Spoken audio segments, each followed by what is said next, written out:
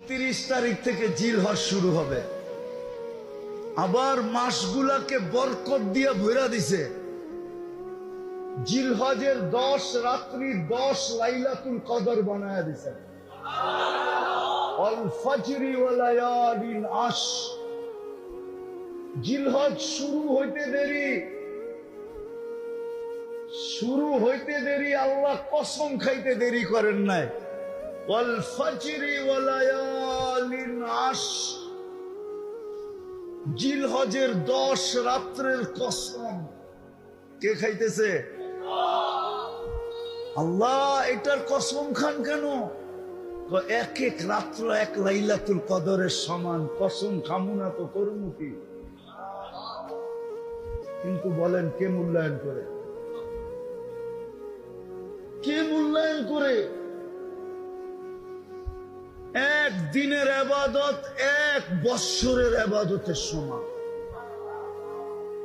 এক দিনের রোজা 1 বৎসরের রোজার সমান।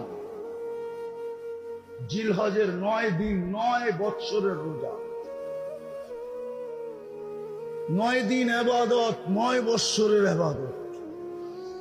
10 রাত্রের ইবাদত 10 লাইলাতুল কদরের সমান। কার কারণে পাইলেন? আরে কার কারণে পাইলেন? মুহাম্মদুর রাসূলুল্লাহর কারণে পাইলাম। এই জন্যই আল্লাহ বলে আকাশটা রাখছি খুঁটি ছাড়া, যাতে তুই দেখিস আর বুঝিস যে এটাকে যদি আমি খুঁটি ছাড়া দাঁড় করাইতে পারি, তাইলে তোকেও আমি খাড়ার উপরে নাচাইতে পারি।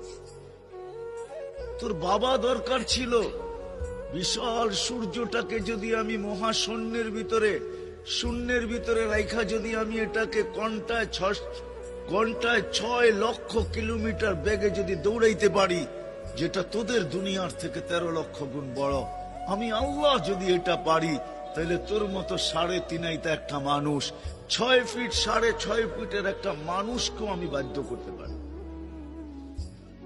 আল্লাহ বাধ্য করার হাজারো নিদর্শন আমাদের সামনে দিয়া দিছেন, কিন্তু আল্লাহ বলে তোকে আমি বাধ্য করব না, তোকে বুঝাবো।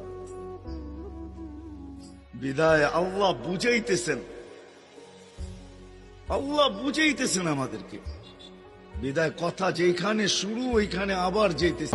দয়া বেশি, অনেক দয়া, এত মায়া। আমি আমারে কত ভালোবাসি, তার চেয়ে আমারে বেশি ভালোবাসে কে? আমার আব্বা আম্মা আমাকে কত ভালোবাসে, তার চেয়ে আমাদেরকে বেশি ভালোবাসে কে? খেয়াল রাখবেন, আল্লাহর দয়া ছাড়া পৃথিবীতে আমাদের বেঁচে থাকা সম্ভব। আল্লাহর দয়া ছাড়া আমাদের জান্নাতে যাওয়া সম্ভব।